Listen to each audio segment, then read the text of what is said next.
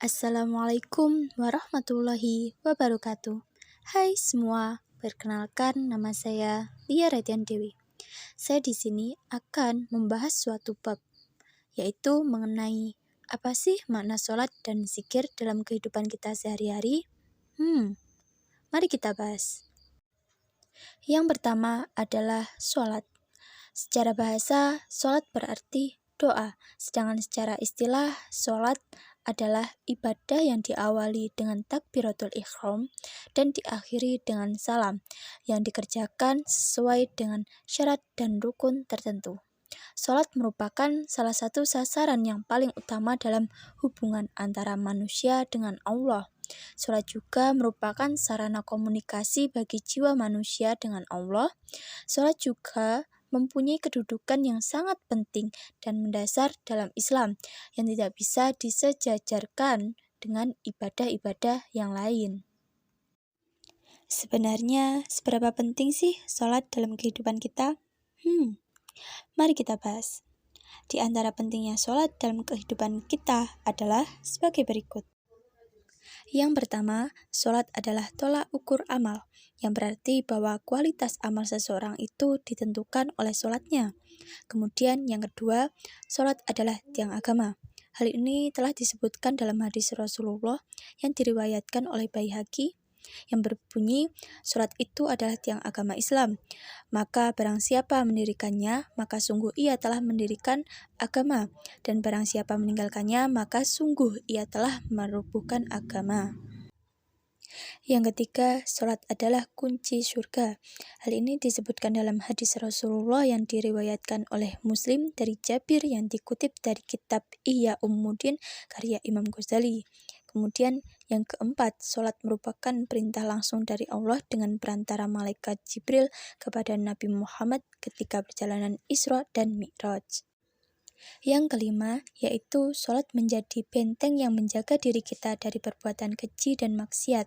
Hal ini disebutkan dalam surat Al-Ankabut ayat 45 yang artinya, bacalah apa yang telah diwahyukan kepadamu, yaitu Alkitab Al-Quran, dan dirikanlah sholat.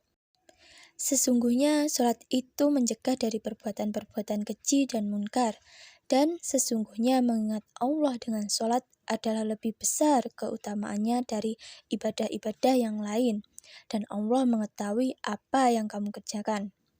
Kemudian yang keenam, sholat sebagai pengingat kita kepada Allah, seperti yang dituliskan dalam surat Toha ayat 14, yang artinya, sesungguhnya aku ini adalah Allah, tidak ada Tuhan yang hak selain aku. Maka sembahlah aku dan dirikanlah sholat untuk mengingat aku. Yang ketujuh, bahkan Rasulullah dalam sebuah hadisnya menegaskan bahwa sholat menjadi pembeda atau pembatas yang tegas antara seorang muslim dan orang kafir, yang berbunyi, perjanjian antara kami dengan mereka orang kafir adalah mengenai sholat. Barang siapa meninggalkannya, maka dia telah kafir. Hadis riwayat Ahmad, Abu Daud, At-Tirmizi, An-Nasai, dan Ibnu Majah. Senada dengan hadis tersebut, Umar bin Khattab juga menyatakan, tidak ada Islam bagi seseorang yang tidak menegakkan sholat. Dari ulasan yang telah kita bahas, seharusnya kita sebagai seorang muslim, kita harus menaruh perhatian yang lebih besar dalam menjalankan sholat dengan sebaik-baiknya, penuh tanggung jawab, dan juga bukan sekedar rutinitas atau hanya penggugur kewajiban saja. Dengan demikian, kita akan menjadi orang-orang yang akan mewarisi surga firdausnya Allah, dan insya Allah kekal di dalamnya. Amin.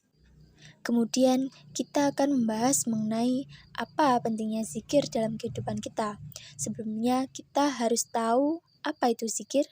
Jadi zikir secara bahasa berarti ingat.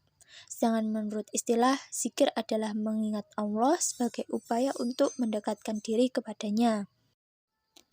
Allah Subhanahu wa Ta'ala berfirman, Ya ayyuhalladzina amanu udhkurullaha dzikran katsira, yang artinya, wahai orang-orang yang beriman, ingatlah kepada Allah dengan menyebut namanya sebanyak-banyaknya. Quran Surat Al-Ahzab. Lalu kita akan membahas fungsi zikir dalam kehidupan kita. Yang pertama, zikir dapat mengusir setan. Yang kedua, zikir bisa membuat hati menjadi gembira. Yang ketiga, zikir dapat mempermudah rezeki kita. Yang keempat, zikir dapat membuka pintu pengampunan kita. Dan yang kelima, zikir dapat menghindarkan diri dari api neraka. Kemudian, perlu kita ketahui apa saja hikmah melakukan sholat dan zikir. Yang pertama, tertanam akidah tauhid dalam jiwa seseorang. Yang kedua, hubungan antara manusia dengan Allah akan terjalin baik. Kemudian yang ketiga, memperkuat jiwa seseorang dalam hubungan dengan Allah. Yang keempat, memperoleh ketenangan jiwa dan menjauhkan diri dari kelalaian. Dan yang terakhir, memperoleh kedamaian, keamanan, dan keselamatan dari Allah SWT. Sekian materi yang dapat saya sampaikan. Ada kurang lebihnya mohon maaf. Wassalamualaikum warahmatullahi wabarakatuh. Semoga bermanfaat. See you.